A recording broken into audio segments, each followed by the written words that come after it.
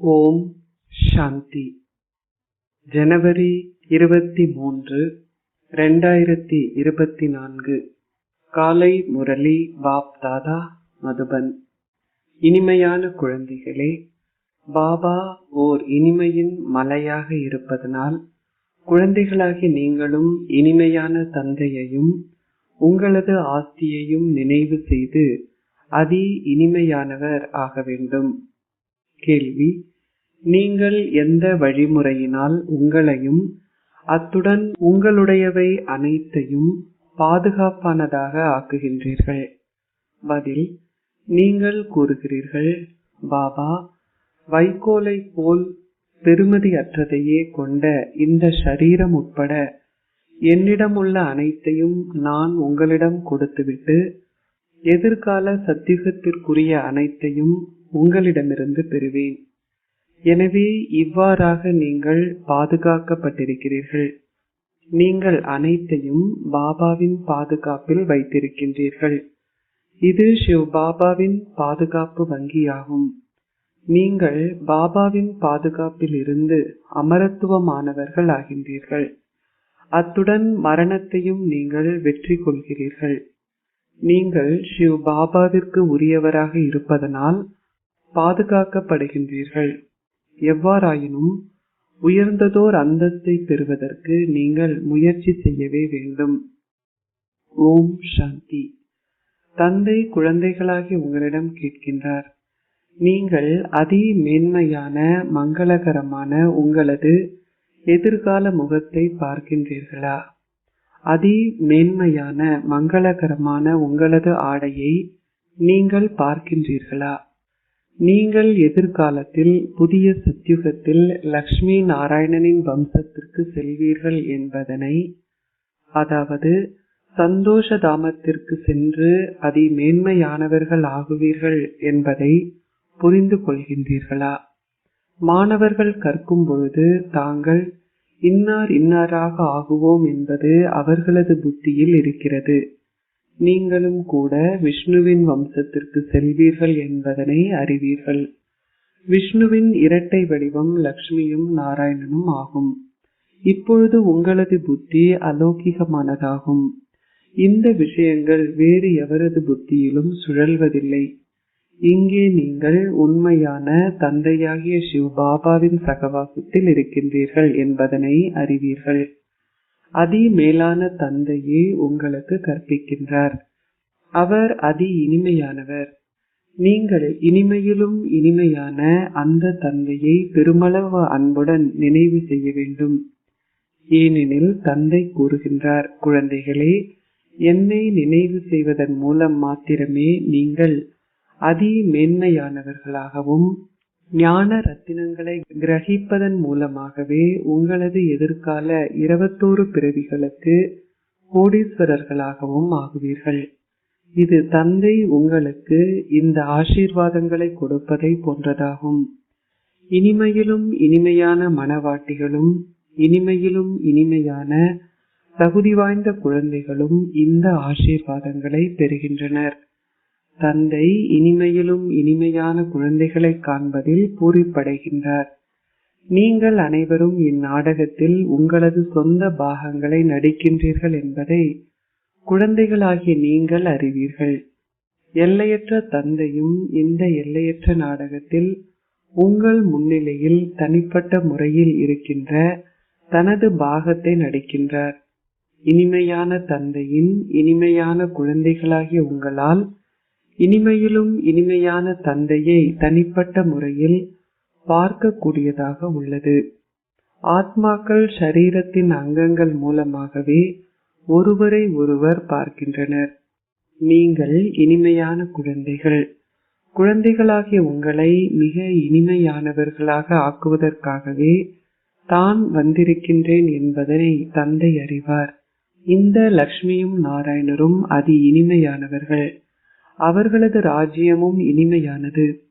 உண்மையில் அவர்களது பிரஜைகள் கூட இனிமையானவர்களே. நீங்கள் ஆலயங்களுக்கு செல்லும் பொழுது அவர்கள் மிகவும் இனிமையானவர்களாக இருப்பதை பார்க்கின்றீர்கள்.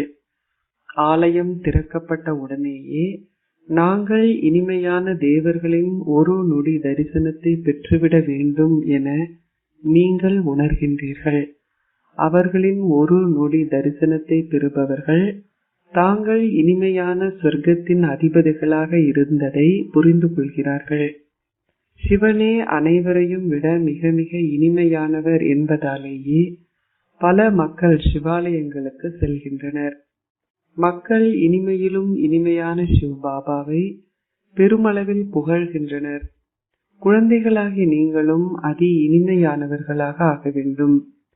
இனிமையிலும் இனிமையான தந்தை குழந்தைகளாகிய உங்கள் முன்னிலையில் தனிப்பட்ட முறையில் அமர்ந்திருக்கின்றார்.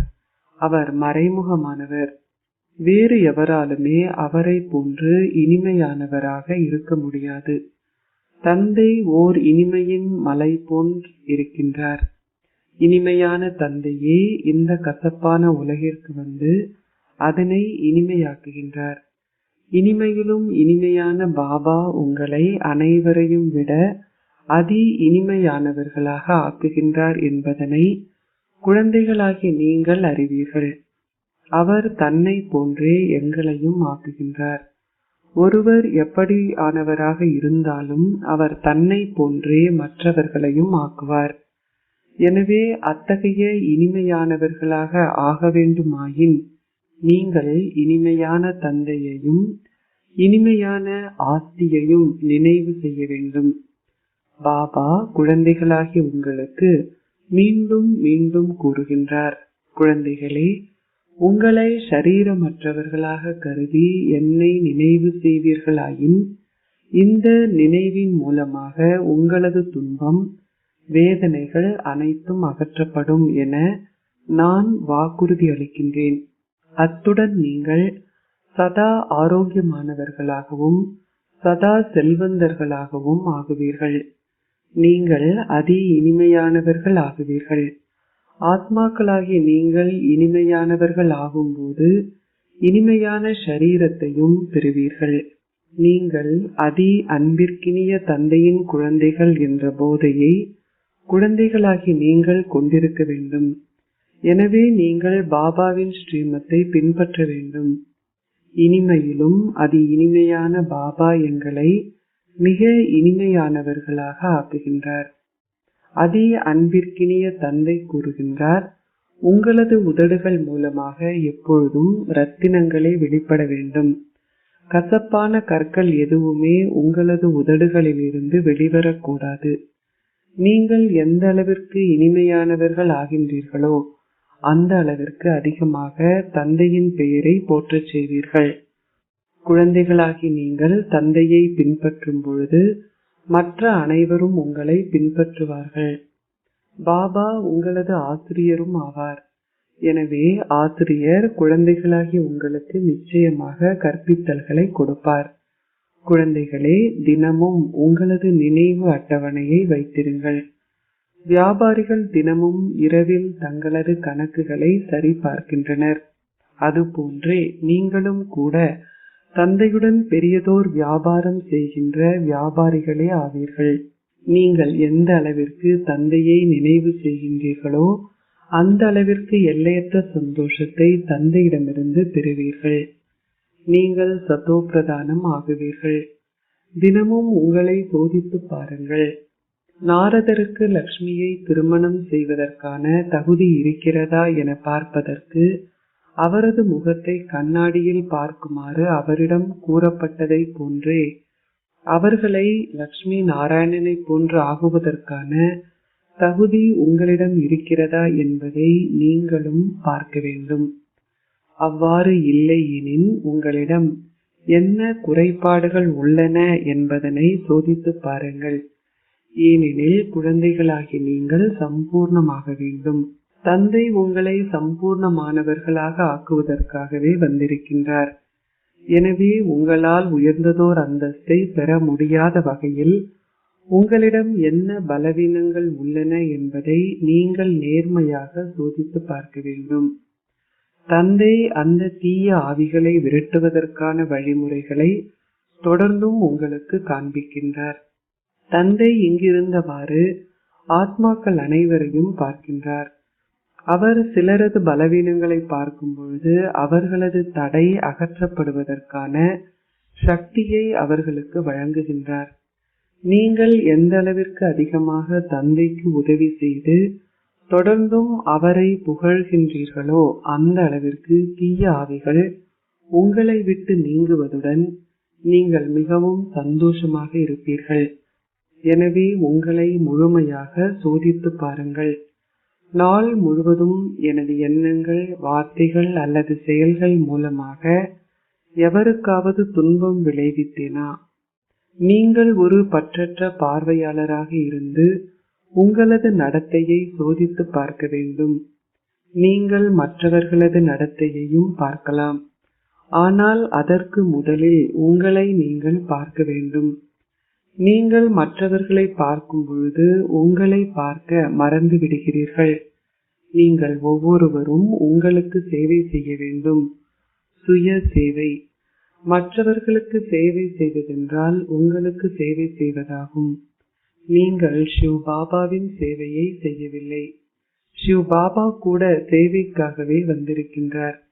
பிராமண குழந்தைகளாகிய நீங்கள் மிகவும் பெருமதி வாய்ந்தவர்கள். நீங்கள் சிவ் பாபாவின் வங்கியில் பாதுகாப்பாக இருக்கின்றீர்கள். பாபாவின் பாதுகாப்பில் இருப்பதால் நீங்கள் அமரத்துவமானவர்கள் ஆகியுள்ளீர்கள். நீங்கள் மரணத்தை வெற்றி கொள்கிறீர்கள். இப்பொழுது நீங்கள் சிவ் பாபாவிற்கு சொந்தமாக இருப்பதால் பாதுகாப்பாக இருக்கின்றீர்கள். எவ்வாறாயினும் உயர்ந்ததோர் அந்தஸ்தை பெறுவதற்கு நீங்கள் முயற்சி செய்ய வேண்டும். உலக மக்கள் எவ்வளவு செல்வத்துடனும் செழிப்புடனும் வாழ்ந்தாலும் அவை அனைத்தும் அழிக்கப்பட்டுவிடும். அதில் எதுவுமே எஞ்சி இருக்காது. குழந்தைகளாகி உங்களிடம் இப்பொழுது எதுவுமே இல்லை. உங்களது சரீரம் கூட உங்களிடம் இல்லை. நீங்கள் அதனையும் தந்தையிடம் கொடுத்துவிட வேண்டும். அது எதுவும் இல்லாதவர்கள் அனைத்தையும் கொண்டிருப்பது போன்றதாகும். நீங்கள் எதிர்கால புதிய உலகிற்காக எல்லையற்ற தந்தையுடன் ஓர் ஒப்பந்தத்தை செய்தீர்கள். நீங்கள் கூறுகிறீர்கள், பாபா, வைக்கோலை போன்ற பெருமதியையே கொண்ட இச்சரீரம் உட்பட என்னிடமுள்ள அனைத்தையும் உங்களிடம் கொடுத்து அங்கே அனைத்தையும் உங்களிடமிருந்து பெறுவேன். எனவே இது நீங்கள் பாதுகாப்பாக இருப்பதை குறிக்கின்றது. அனைத்தும் பாபாவின் பாதுகாப்பில் பாதுகாக்கப்படுகிறது. இன்னமும் சிறிதளவு காலமே எஞ்சி இருக்கிறது. பின்னர் நீங்கள் உங்களது சொந்த ராஜ்யத்திற்கு செல்வீர்கள் என்பதை குறித்து குழந்தைகளாகிய நீங்கள் பெருமளவு சந்தோஷத்தை அகற்றி கொண்டிருக்க வேண்டும். எவராவது உங்களிடம் கேட்டால் அவர்களிடம் கூறுங்கள், ஆகா, நாங்கள் எல்லையற்ற சந்தோஷம் என்ற எங்களது ஆஸ்தியை எல்லையற்ற தந்தையிடமிருந்து பெறுகின்றோம். நாங்கள் சதா ஆரோக்கியமானவர்களும் செல்வந்தர்களாகவும் ஆகின்றோம். எங்களது ஆசைகள் அனைத்தும் பூர்த்தி செய்யப்படுகின்றன. தந்தை விளங்கப்படுத்துகின்றார், இனிமையான குழந்தைகளே, இப்பொழுது ஆத்ம உணர்வுடையவர்கள் ஆகுங்கள். நீங்கள் யோக சக்தியுடன் மிக சிறிதளவை ஒருவருக்கு விளங்கப்படுத்தினாலும் கூட அம்பானது விரைவில் அவரை தாக்கும். அம்பினால் தாக்கப்பட்டவர்கள் முற்றிலும் உணர்வற்றவர்கள் ஆகிவிடுவார்கள். முதலில் அவர்கள் உணர்வற்றவர்களாகி பின்னர் பாபாவிற்கு சொந்தமாகி விடுவார்கள். அவர்கள் தந்தையை பெருமளவு அன்புடன் நினைவு செய்வதால் தந்தையும் அந்த ஈர்ப்பை உணர்கின்றார். சிலர் அவரை நினைவு செய்வதே இல்லை. பாபா கருணை கொள்கின்றார். இருந்த போதிலும் அவர் கூறுகின்றார், குழந்தைகளே, முன்னேற்றம் அடைவீர்களாக. முன்னால் ஓர் இலக்கத்தை பெற்றுக் கொள்ளுங்கள். எந்த அளவிற்கு நீங்கள் உயர்ந்ததோர் அந்தஸ்தை பெற்றுக் கொள்கின்றீர்களோ அந்த அளவிற்கு நெருக்கமானவராகி எல்லையற்ற சந்தோஷத்தை பெறுவீர்கள். ஒரே ஒரு தந்தை மாத்திரமே தூய்மையாக்குபவராவார். எனவே நீங்கள் அந்த ஒரே தந்தையை நினைவு செய்ய வேண்டும். ஒரு தந்தையை மாத்திரமின்றி அவருடன் கூடவே இனிய வீட்டையும் நினைவு செய்ய வேண்டும். நீங்கள் இனிய வீட்டை மாத்திரமன்றி உங்களுக்கு சகல பொக்கிஷங்களும் சொத்துக்களும் தேவைப்படுவதால் இனிய சொர்க்க பூமியையும் நினைவு செய்ய வேண்டும். நீங்கள் நிச்சயமாக தூய்மையாக வேண்டும். குழந்தைகளாகி நீங்கள் இயன்றவரை அகநோக்கில் இருக்க வேண்டும். அதிகமாக பேசாதீர்கள், மௌனமாக இருங்கள். தந்தை குழந்தைகளாகி உங்களுக்கு கற்பித்தல்களை கொடுக்கின்றார். இனிமையான குழந்தைகளே, அமைதியின்மையை பரப்பாதீர்கள். வீட்டில் உங்களது குடும்பத்துடன் வசிக்கும் போதும் பெருமளவு அமைதியுடன் இருங்கள். அகநோக்கில் இருங்கள். மிக இனிமையாக பேசுங்கள்.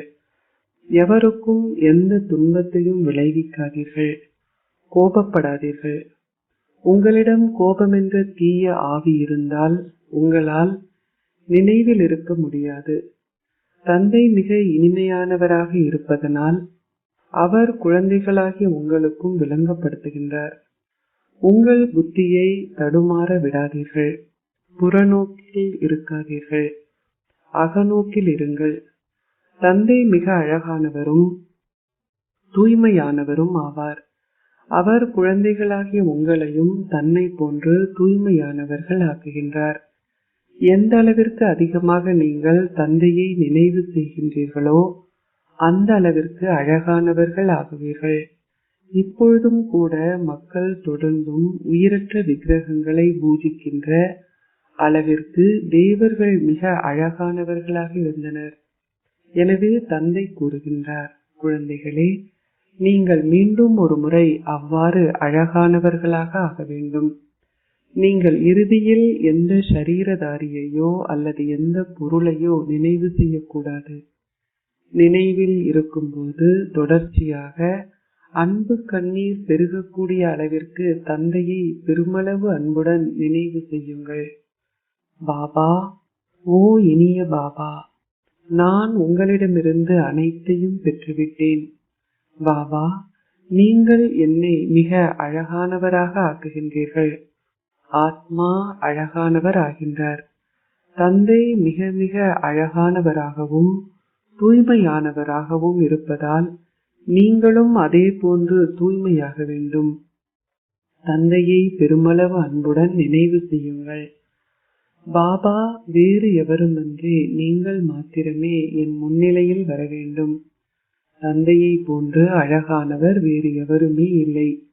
நீங்கள் ஒவ்வொருவரும் அன்பிற்கினியவரின் காதலி ஆகின்றீர்கள்.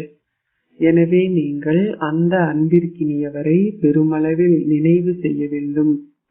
லௌகீக காதலரும் காதலியும் ஒன்றாக சேர்ந்திருப்பதில்லை என்பதை பாபா உங்களுக்கு கூறியிருக்கின்றார். அவர்கள் ஒருவரை ஒருவர் ஒரு முறை பார்ப்பார்கள், அவ்வளவே. தந்தை கூறுகின்றார், இனிமையான குழந்தைகளே, சதா என்னை மாத்திரம் நினைவு செய்யுங்கள். உங்களது படகு அக்கறைக்கு செல்லும். நாங்கள் யார் மூலமாக வைரங்கள் போன்று ஆகின்றோமோ அந்த இனிய தந்தை மீது பெருமளவு அன்பை கொண்டிருக்கின்றோம். பெருமளவு அன்புடன் தந்தையை நினைவு செய்யுங்கள். உங்களுக்கு புல்லரிக்க வேண்டும். உங்களிடமுள்ள குறைபாடுகளை நீக்கி ஒரு தூய வைரம் ஆகுங்கள். மிக சிறிதளவு மாசு இருந்தாலும் உங்களது பெருமதி குறைந்துவிடும். நீங்கள் உங்களை ஓர் பெருமதி வாய்ந்த வைரமாக்க வேண்டும். தந்தையின் நினைவு உங்களை தொந்தரவு செய்யும் அளவில் இருக்க வேண்டும். நீங்கள் அவரை மறந்துவிடவே கூடாது. அவரது நினைவு உண்மையிலேயே உங்களை தொந்தரவு செய்வதாக இருக்க வேண்டும். நீங்கள் பாபா பாபா என்று கூறும்போது அகத்தில் குளிர்ச்சியை உணர வேண்டும். நீங்கள் தந்தையிடமிருந்து மிகப்பெரிய ஆசியை பெறுகின்றீர்கள். குழந்தைகளாகிய நீங்கள் இப்பொழுது உங்கள் தேவ ராஜ்யத்தை ஸ்தாபிக்கின்றீர்கள். அனைவரும் முயற்சி செய்கிறார்கள். அதிஉயர்ந்த முயற்சி செய்பவர்கள் அதிஉயர்ந்த வெகுமதியை பெறுவார்கள். இதுவே நியதியாகும். ஸ்தாபனை இடம் பெறுகிறது. அதை தேவ ராஜ்யம் என்றோ அல்லது பூந்தோட்டம் என்றோ அழைக்கலாம். தோட்டத்தில் உள்ள மலர்களும் வரிசை கிரமமானவையே. சில தோட்டங்கள் மிக சிறந்த பழங்களை கொடுக்கும், மற்றவையோ மிக குறைந்த பழங்களையே கொடுக்கும். இங்கும் அவ்வாறே உள்ளது. நீங்கள் முன்னைய கல்பத்தில் இருந்ததை போன்றே இனிமையானவர்களாகவும் நறுமணம் மிக்கவர்களாகவும் உங்களது முயற்சிகளுக்கு ஏற்ப வரிசை கிரமமாக ஆகின்றீர்கள். பல வகையான மலர்கள் உள்ளன. நீங்கள் எல்லையற்ற தந்தை மூலமாக சொர்க்கத்தின் அதிபதிகள் ஆகின்றீர்கள் என்ற நம்பிக்கையை குழந்தைகளாகிய நீங்கள் கொண்டிருக்கின்றீர்கள். சொர்க்கத்தின் அதிபதிகள் ஆகுவதில் பெருமளவு சந்தோஷம் அனுபவம் செய்யப்படுகிறது. எனவே தந்தை இங்கிருந்து குழந்தைகளாகிய உங்களை பார்க்கின்றார். அதிபதியின் பார்வை வீட்டின் மீதே உள்ளது. நீங்கள் ஒவ்வொருவரும் என்ன தெய்வீக குணங்களையும் என்ன குறைபாடுகளையும் கொண்டிருக்கின்றீர்கள் என்பதை அவர் பார்க்கின்றார். குழந்தைகளாகிய நீங்களும் இதனை அறிவீர்கள். இதனாலேயே பாபா கூறுகின்றார், நீங்களே உங்கள் குறைபாடுகளை எழுதி கொள்ள வேண்டும். எவருமே இன்னமும் சம்பூர்ணம் அடையவில்லை. எனினும் நீங்கள் அவ்வாறு ஆகவே வேண்டும். ஒவ்வொரு கல்பத்திலும் நீங்கள் அவ்வாறு ஆகியிருக்கின்றீர்கள். தந்தை விளங்கப்படுத்துகின்றார், ஷரீர உணர்வே பிரதான பலவீனமாகும். ஷரீர உணர்வு உங்களுக்கு அதிக அளவு பிரச்சனைகளை கொடுக்கிறது. அது உங்களது ஸ்திதியை முன்னேற அனுமதிக்காது. நீங்கள் உங்களது ஷரீரத்தையும் மறந்துவிட வேண்டும். நீங்கள் இப்பழைய ஷரீரத்தை மறந்து வீடு திரும்ப வேண்டும். நீங்கள் செல்வதற்கு முன்னர் இங்கேயே தெய்வீக குணங்களையும் கிரகித்துவிட வேண்டும். நீங்கள் செல்ல வேண்டி இருப்பதால் எந்த மாசுகளையும் உங்களுக்குள் கொண்டிருக்க கூடாது. நீங்கள் வைரங்களாக ஆகின்றீர்கள். உங்களில் என்ன மாசுகள் உள்ளன என்பதை நீங்கள் அறிவீர்கள். பௌதீகமான வைரங்களில் கூட மாசு உள்ளது. எனினும் அவை உயிரற்றவையாக இருப்பதால் அம்மாசுகளை அகற்ற முடியாது. அந்த மாசுகள் வெட்டி அகற்றப்பட வேண்டும். நீங்கள் உயிர் வாழும் வைரங்கள். எனவே உங்களிடமுள்ள மாசுகளை முழுமையாக அகற்றி இறுதியிலேயே மாசற்றவர்கள் ஆக வேண்டும். நீங்கள் மாசுக்களை அகற்றாது விட்டால் உங்கள் பெறுமதி குறைக்கப்பட்டுவிடும். நீங்கள் உயிர் வாழ்பவர்களாக இருப்பதால் உங்களால் அந்த மாசுக்களை அகற்ற முடியும். அச்சா, இனிமையிலும் இனிமையான அன்பிற்குரிய எப்பொழுதோ காணாமல் சென்று இப்பொழுது கண்டெடுக்கப்பட்டிருக்கும் குழந்தைகளுக்கு தந்தை தாயாக இருக்கும் பாப் தாதாவின் அன்பும் நினைவுகளும் காலை வந்தனங்களும். ஆன்மீக தந்தை ஆன்மீக குழந்தைகளுக்கு நமஸ்தே கூறுகின்றார். ஆன்மீக குழந்தைகள் ஆன்மீக தந்தைக்கு நமஸ்தே கூறுகின்றோம். தாரணைக்குரிய சாரம் 1. இயன்றவரை அகநோக்குடனும் அமைதியாகவும் இருங்கள். அதிகம் பேசாதீர்கள். அமைதியின்மையை பரப்பாதீர்கள். மிக இனிமையாக பேசுங்கள். எவருக்கும் துன்பம் விளைவிக்காதீர்கள். கோபப்படாதீர்கள். புறநோக்குடையவராகி உங்களது புத்தியை தடுமாற விடாதீர்கள். 2. சம்பூர்ணம் அடைவதற்கு உங்களிடம் என்ன பலவீனங்கள் உள்ளன என்பதை நேர்மையாக சோதித்து பாருங்கள். ஒரு பற்றற்ற பார்வையாளராகி உங்களது நடத்தையை சோதித்து பாருங்கள். தீய ஆவிகளை விரட்டுவதற்கான வழிமுறைகளை உருவாக்குங்கள். ஆசீர்வாதம். அதி மங்களகரமான மேன்மையான ஆத்மாவாக இருந்து இயற்கையின் எந்த ஒரு பாதகமான சூழ்நிலையிலும் வெற்றி ஈட்டுபவர் ஆகுவீர்களாக. பிராமண ஆத்மாக்கள் அதி மங்களகரமான மேன்மையான ஆத்மாக்கள் ஆவார்கள். இயற்கை மங்களகரமான மேன்மையான ஆத்மாக்களின் பணியாளாகும். மங்களகரமான மேன்மையான ஆத்மாக்களை இயற்கையினால் ஆதிக்கம் செலுத்த முடியாது. எனவே சோதனை செய்யுங்கள். இயற்கையின் ஏதாவது தளங்கள் உங்களை பாதிக்கின்றதா? இயற்கை வசதிகளாலோ மீட்பதாலோ உங்களில் ஆதிக்கம் செலுத்துகின்றதா? யோகி ஆத்மாக்களுக்கும் பரிசோதனை செய்து ஆன்மீக முயற்சியை செய்பவர்களுக்கும் வசதிகள் தாமாகவே வந்து சேரும். அவர்களின் ஆன்மீக முயற்சிக்கு வசதிகள் அடிப்படையாக இருப்பதில்லை. ஆனால் வசதிகள் அவர்களின் ஆன்மீக முயற்சிக்கு உதவி செய்கின்றன. ஸ்லோகம். ஞானம் என்றால் தாமும் அதனை அனுபவம் செய்து பிறரையும் அந்த அனுபவத்தை பெறச் செய்வதாகும். ஓம் சாந்தி.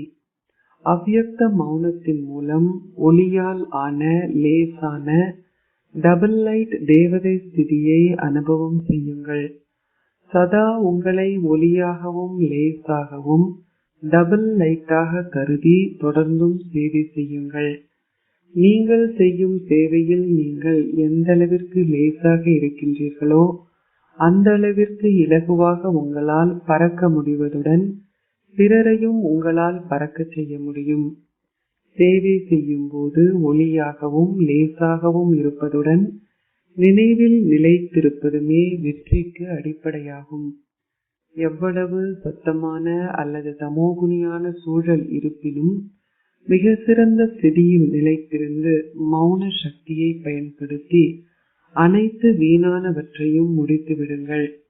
இந்த மேன்மையான ஸ்திதியினால் உங்களால் எப்பொழுதும் ஓய்வை அனுபவம் செய்ய முடியும். ஓம் சாந்தி.